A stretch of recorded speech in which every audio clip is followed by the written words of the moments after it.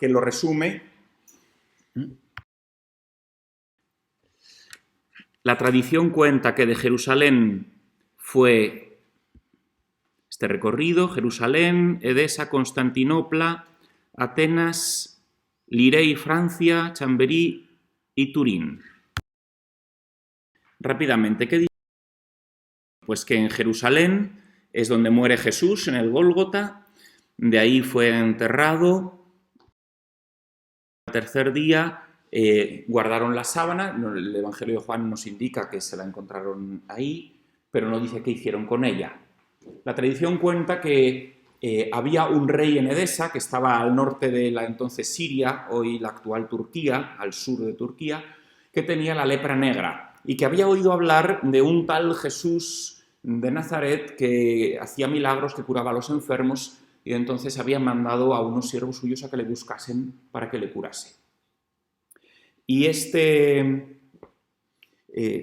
aquí la tradición se desdobla y hay una tradición que dice que lo encontró vivo todavía, pero justo la semana antes de su pasión, y entonces que Jesús les dijo a los enviados del rey de Edesa que él no podía ir a ver a su rey, pero que le visitaría una imagen suya.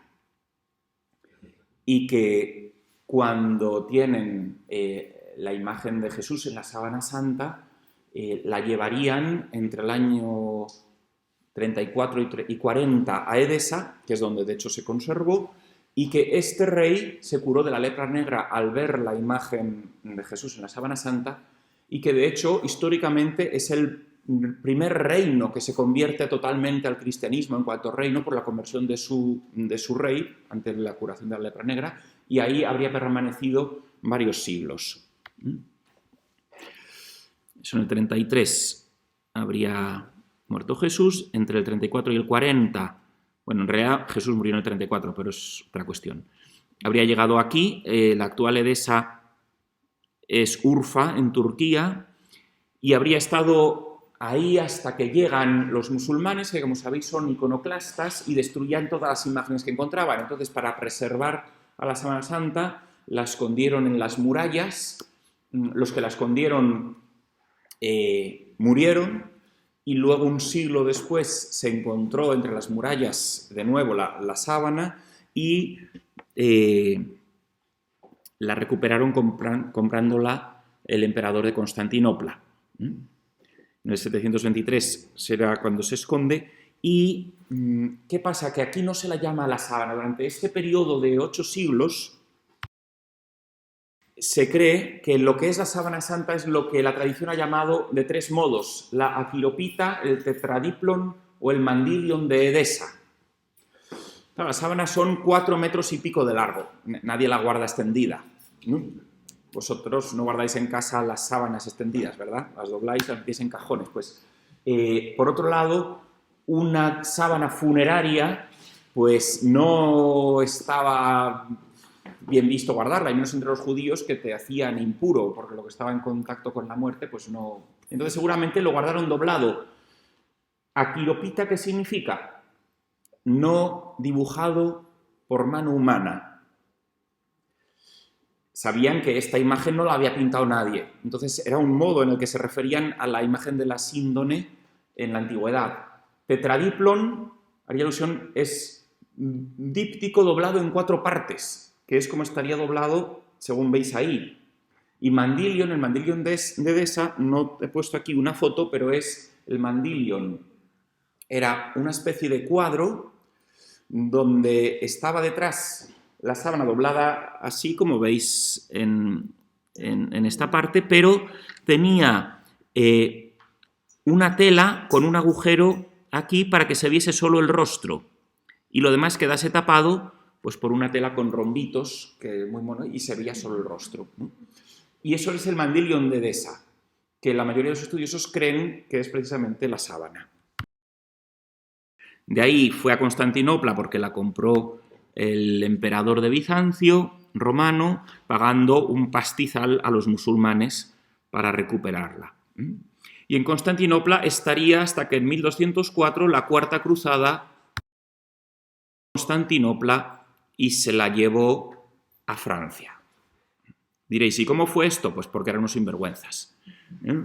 Se supone, el Papa convoca la Cuarta Cruzada para que vayamos los reinos cristianos a ayudar a nuestros hermanos cristianos que están siendo masacrados, cautivos y demás en los santos lugares y en todos lados. Entonces van los soldados, llegan a Constantinopla para ayudarles frente a los musulmanes, pero hay no sé qué revueltas hay que dicen, no, aquí nosotros tenemos que hacer negocio, volver a casa con riquezas, y en vez de ayudar a los cristianos de Constantinopla, saquean la ciudad y se llevan todos los tesoros de Constantinopla, un montón de reliquias, un montón de cosas, y entre ellas la sábana santa.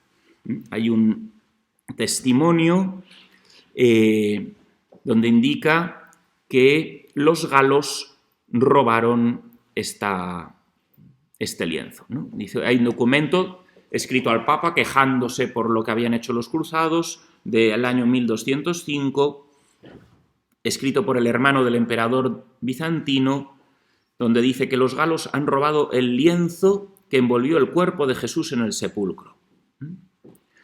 Y esa sería la razón por el lienzo en Francia, traído por los cruzados. Estuvo un siglo sin saberse nada.